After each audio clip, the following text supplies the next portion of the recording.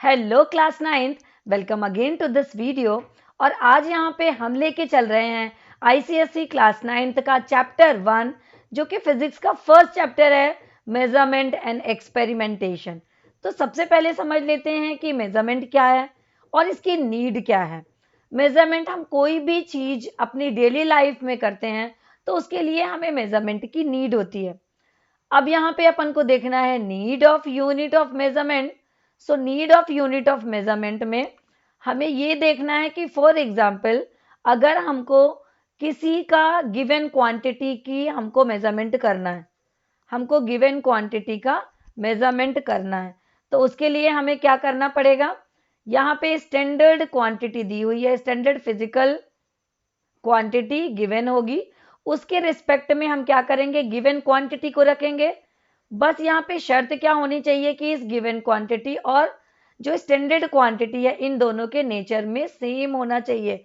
ये दोनों क्या हो सकती हैं, सेम नेचर की हो, तब हम यहाँ पे इसको उसके रिस्पेक्ट में मेजर कर सकते हैं। तो ये हो गई need of unit of measurement. Then अब अपन देखते हैं क्या होगी डिफिनेशन। अगर हम लिखें तो क्या लिखेंगे, वही अभी जो मैंने आपको बोला।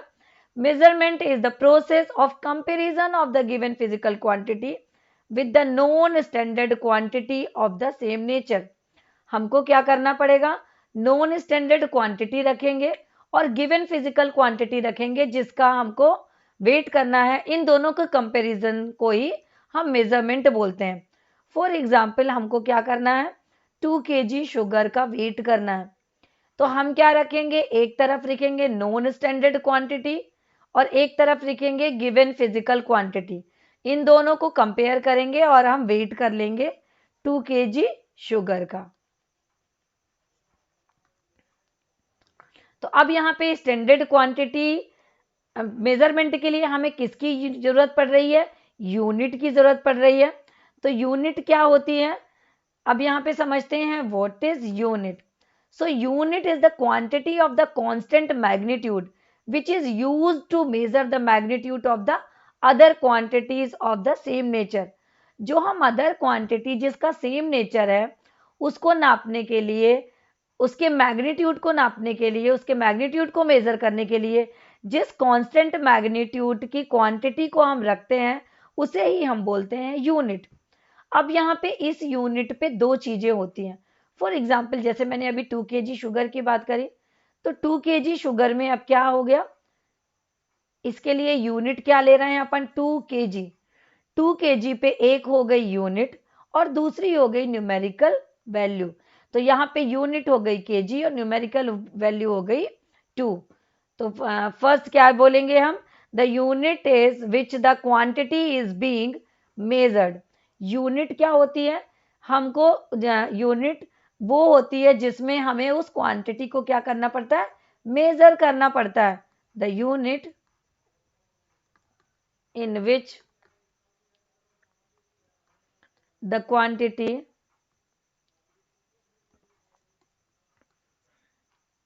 is being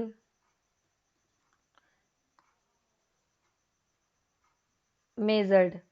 सेकेंड देखेंगे इसमें क्या है, द न्यूमेरिकल वैल्यू।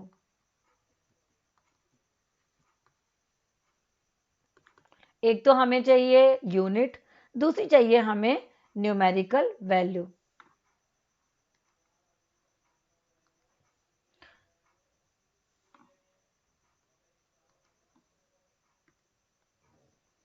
तो यहाँ पे अगर हमको बात करनी है जैसे, तो हम क्या लिखेंगे, फिजिकल क्वांटिटी क्या होती है,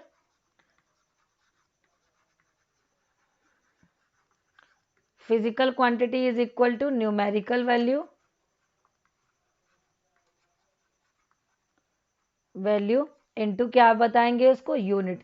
जैसे अभी मैंने बात करी 2 kg, 2 हो गई यहाँ पे न्यूमेरिकल वैल्यू और kg हो गई इसकी यूनिट। इस तरह हम इसको का वेट करते हैं, इसको मेजर करते हैं। अब इसके कुछ और एग्जाम्पल लेते हैं। फॉर एग्जाम्पल हमें क्या करना है, 10 metre cloth, cloth of piece है जिसको हमको मेजर करना है।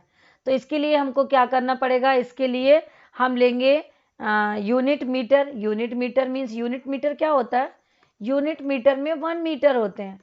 1 मीटर।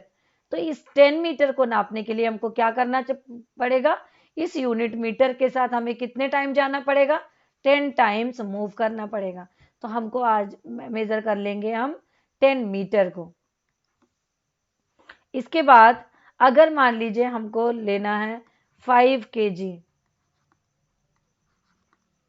केजी शुगर नापना है, 5 केजी शुगर नापना है, तो इसके रिस्पेक्ट में हमें क्या लेना पड़ेगा, यूनिट केजी। यूनिट केजी लेंगे। इस यूनिट केजी को हमें कितने टाइम रखना पड़ेगा, 5 टाइम्स हम इस पे रखेंगे, तो हमको इसकी यूनिट हम यहाँ पे इसे हम मेजर कर सकते हैं। तो अब यहाँ पे अब ज़रूरत है कि चॉइस ऑफ यूनिट, हमें किन किन चीज़ों का ध्यान रखना पड़ेगा कि हमको यूनिट की हम चॉइस करें। The unit should be convenient size. भाई अगर हमें शुगर नापना है तो हम किससे नापेंगे, 5 केजी शुगर है लिखा हुआ है, दैट मीन्स केजी में नाप रहे हैं। इस शुगर को हम ग्राम में तो नाप नहीं सकते हैं, ग्राम उसके लिए क्या हो जाएगी, बहुत छोटी यूनिट हो जाएगी। तो यूनिट हमें क्या लेना है, कन्वीनियंट साइज का लेना है, जिससे हमको ये वेट करने में या मेजर करने में बहुत आसानी हो। Second, it should be possible to define the unit without ambiguity। Means without ambiguity means उसमें कोई भी डाउट नहीं होनी चाहिए, अनिश्चितता नहीं होनी चाहिए, उसमें कंप्लीटली कॉन्फिडेंस, मतलब ये होगा कि 100% ये यही होगा, उसमें किसी भी टाइप के डाउट्स नहीं होने चाहिए, अनिश्चितता नहीं होनी चाहिए। The unit should be reproducible. Reproducible means छोटी यूनिट को बड़ी यूनिट में कन्वर्ट किया जा सके और बड़ी यूनिट को छोटी यूनिट में कन्वर्ट किया जा सके। The value of unit should not change with space and time. ना तो टाइम के साथ और ना ही जगह के साथ इसे बदलना है। मीन्स हर एक जगह पे वो यूनिट सेम ही होगी, चाहे हम उसे कहीं भी नापें वो हमको वही यूनिट सेम होगी, चाहे हम उसका स्पेस बदल दें और चाहे हम उसका टाइम बदल दें, हमको हर जगह ये सेम ही मिलेगी। अब नेक्स्ट अपन पढ़ते हैं kind of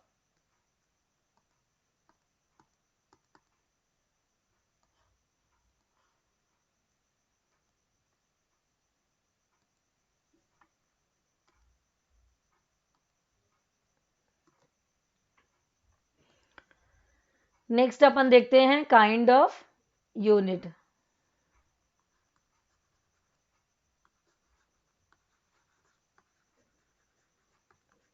kinds of unit, तो पहली यूनिट है इसमें फंडामेंटल यूनिट। फर्स्ट टाइप की क्या है, पहला है इसमें फंडामेंटल यूनिट। Fundamental unit. और सेकेंड टाइप आती है डिराइव्ड यूनिट। फंडामेंटल यूनिट और डिराइव्ड यूनिट।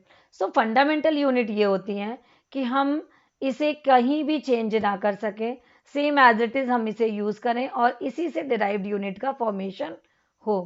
तो ये कौन कौन सी हैं, मान लो ये है मास, लेंथ, ये इसके एग्जाम्पल हैं। तो चलिए देखते हैं definition of the fundamental unit. So fundamental unit in which the independent of any other unit और which can neither be change nor can be related to the other fundamental unit। Other fundamental unit से बिल्कुल भी relate नहीं होती हैं और ये self में ही इंडिपेंडेंट होती हैं। क्या क्या है ये हो गई mass, length,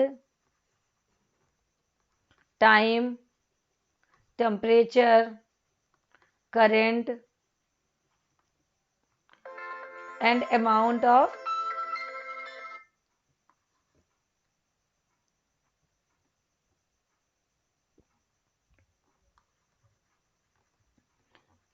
of substance.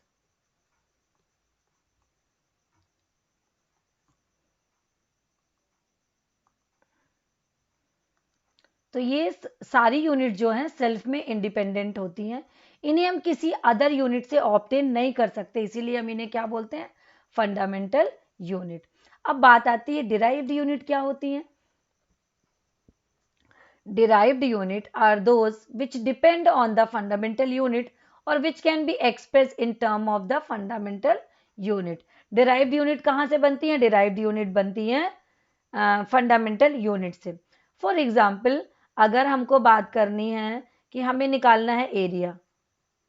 Area निकालने के लिए we need to measure length and breadth. इसको निकालने के लिए हमें क्या चाहिए, हमें चाहिए लेंथ और ब्रेथ चाहिए, तब क्या निकलेगा, एरिया निकलेगा। और लेंथ हम किस में नापेंगे, मान लो कि लेंथ को हम मीटर में नाप रहे हैं और इधर भी लेंथ को मीटर में नाप रहे हैं, या इधर सेंटीमीटर में नाप रहे हैं, इधर सेंटीमीटर में नाप रहे हैं, तो ये क्या हो जाएगा, ये हो जाएगा लेंथ का स्क्वायर। तो ये कौन सी यूनिट बन गई, एरिया, जो कि किस में से बन गई, ये बन गई है लेंथ मीन्स फंडामेंटल यूनिट से एक नई यूनिट बन गई जो कि एरिया की यूनिट है, लेंथ स्क्वायर, लेंथ का स्क्वायर। अब अगर बात कर रहे हैं अपन कि अपन को यहाँ पे मान लीजिए हमको बात करते हैं अपन वॉल्यूम की यूनिट। सो वॉल्यूम क्या होता है, वॉल्यूम होता है length into length into length. तो ये हो गई, ये सारी फंडामेंटल्स यूनिट है। अब इसमें से डिराइव्ड यूनिट बन गई लेंथ क्यूब्ड, लेंथ क्यूब्ड, ये किसकी यूनिट बन गई, ये बन गई हमारी वॉल्यूम की यूनिट। अब समझते हैं system of unit. System of units क्या होते हैं, system of unit, system of unit में तीन तरीके के सिस्टम हैं। सबसे पहले अपन बात करते हैं सीजीएस सिस्टम।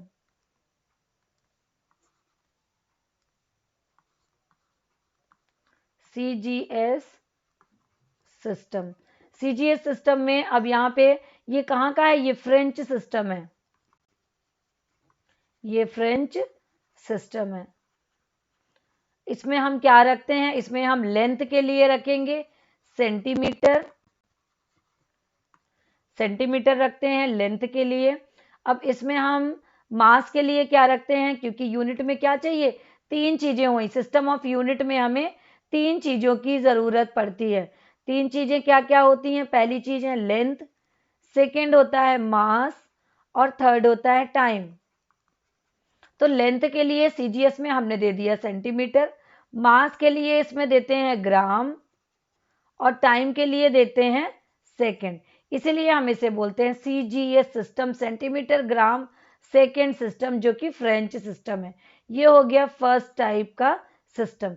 अब आगे अपन बढ़ते हैं सेकेंड। सेकेंड है FPS, FPS system, FPS system जो कि ब्रिटिश सिस्टम है। ब्रिटिश सिस्टम में यहाँ पे लेंथ के लिए हम क्या देते हैं, यहाँ पे देते हैं फीट देते हैं, फुट में नापेंगे लेंथ। यहाँ पे अब मास के लिए पाउंड में नापेंगे और टाइम के लिए क्या हो जाएगा, सेकेंड में नापेंगे। तो यहाँ पे क्या होगा, फुट पाउंड सेकेंड सिस्टम, इसे हम बोलते हैं एफपीएस सिस्टम।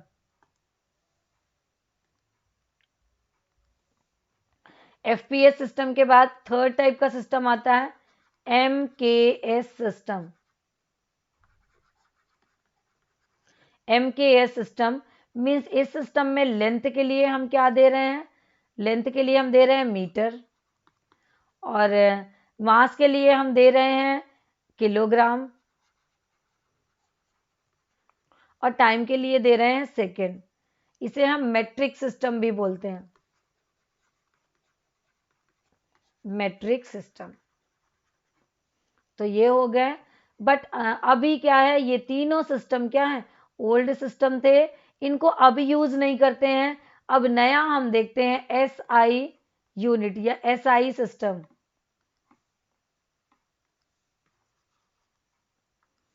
अब हमें जरूरत है आगे एसआई सिस्टम को समझने की।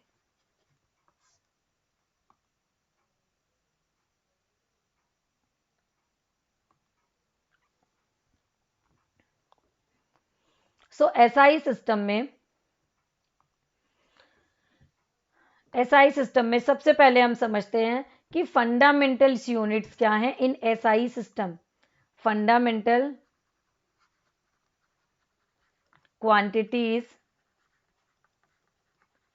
Units and symbols. तो यहाँ पे सबसे पहले अपन देखेंगे क्वांटिटीज, ये हो गई अपनी यूनिट और ये हो गई अपना सिंबल। तो ये हो गई पहले तो लेंथ, ये हो गई मीटर और इसका सिंबल है एम। सेकेंड अपन देखेंगे क्वांटिटी मास है, जिसको हम एसआई यूनिट, क्या एसआई में क्या देखते हैं अपन, किलोग्राम। जो कहीं से नहीं आई है, ये किसी भी यूनिट से डिराइव्ड नहीं है, तो ये अब हम जिसे देंगे केजी। मास के बाद आता है टाइम, टाइम के लिए है सेकेंड, एस। इसके बाद आता है टेम्परेचर, टेम्परेचर ये आता है केल्विन, के से। ल्यूमिनस इंटेंसिटी,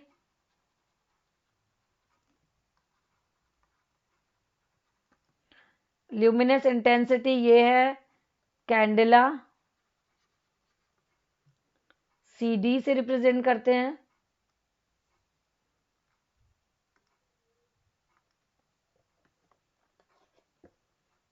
इसके बाद आता है इलेक्ट्रिक करंट,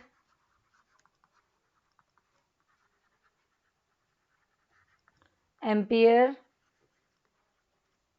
ए। इसके बाद आता है अमाउंट ऑफ सब्सटेंस,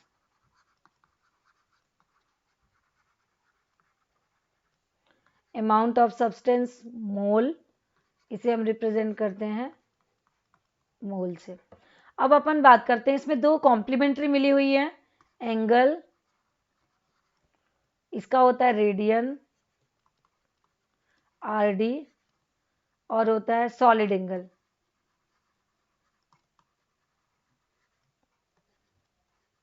स्टेरेडियन। तो ये हो गई फंडामेंटल्स यूनिट, और इन्हीं फंडामेंटल यूनिट से डिराइव्ड यूनिट आई हैं। अब यहाँ पे देखना है हमको कि इन यूनिट को हम किस तरीके से इसको एक्सप्रेस करते हैं सफिक्स और प्रीफिक्स लगा के। तो अब यहाँ पे अगर हमें देखना है use of prefix with unit, use of prefix with unit, तो अब अगर अपन को क्या करना है कि अभी सबसे पहले अपन देखते हैं यूज ऑफ प्रीफिक्स में सबसे पहले देखेंगे बिग मेजरमेंट। अगर हमें क्या करना है, बड़े अमाउंट में मेजरमेंट करना है, बिग मेजरमेंट, तो बिग मेजरमेंट में प्रीफिक्स क्या लगाएंगे हम, सिंबल क्या देंगे ये देखेंगे, और इसकी मीनिंग क्या होती है ये भी साथ साथ देखते हुए आगे बढ़ेंगे। तो प्रीफिक्स लगेगा अपनी डेका, ये हो जाएगा डी ए और 10⁻1। डेका के बाद आता है हेक्टो, H 10⁻2। इसके बाद आता है किलो, K 10⁻3। तो ये स्टार्टिंग के 1 2 3 से चलते हैं। उसके बाद जब हम आगे बढ़ेंगे देखेंगे mega, mega means capital M, capital M के बाद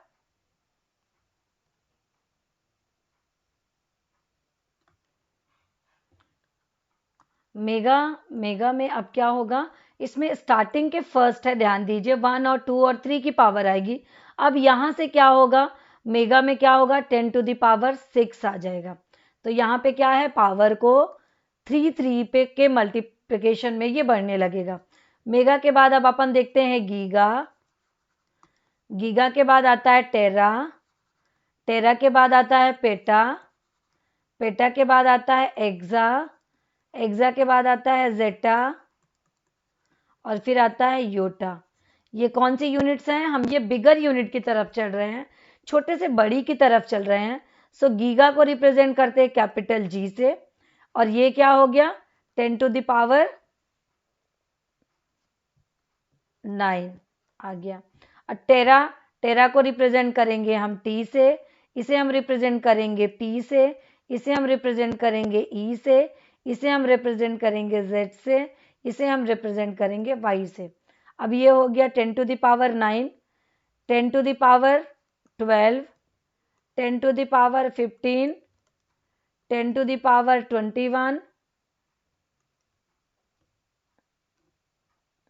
18, सॉरी 10⁻18। और ये क्या हो गया 10⁻, इसे थोड़ा रफ करके क्लियर लिख दूं,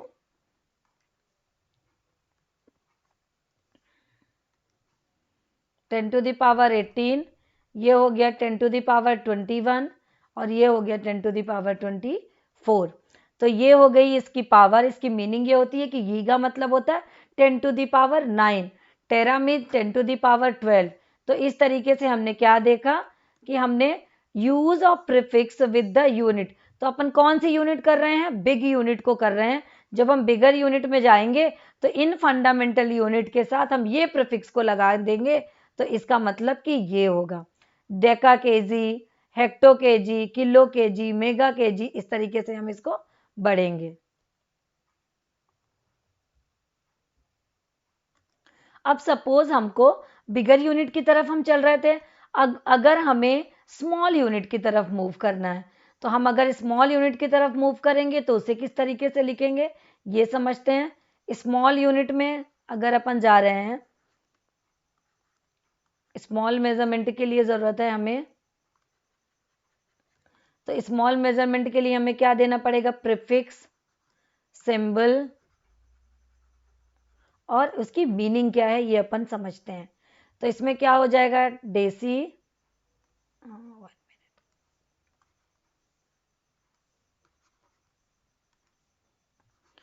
इसमें हो गया डेसी, सेंटी, मिली, माइक्रो,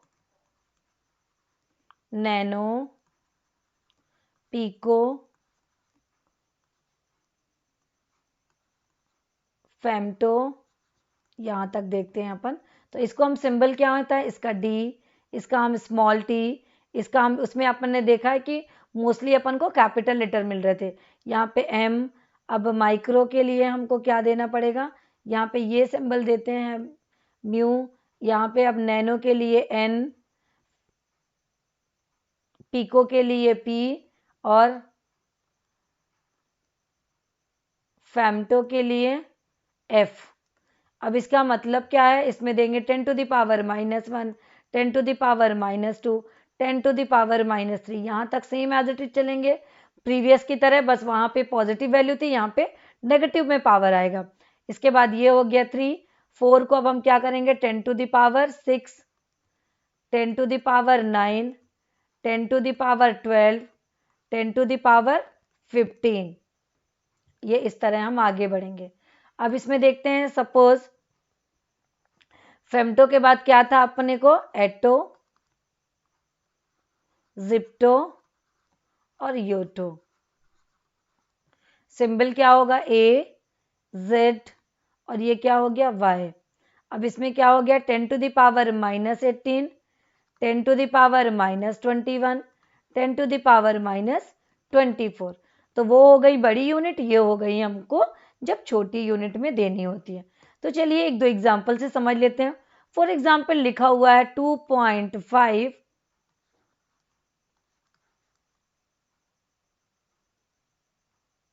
गीगाहर्ट्ज, 2.5 गीगाहर्ट्ज, जी मतलब गीगा, बैक में जाके चेक करिए, 2.5 गीगाहर्ट्ज। तो अगर हमें इसको इस तरह विल मीन, इसका मतलब क्या होगा 2.5 अगर अपन लिख दें 10⁹ हर्ट्ज, मीन्स गीगा। गीगा की मीनिंग क्या है, चलिए देखते हैं। यहाँ पे अपन ने अभी देखी थी,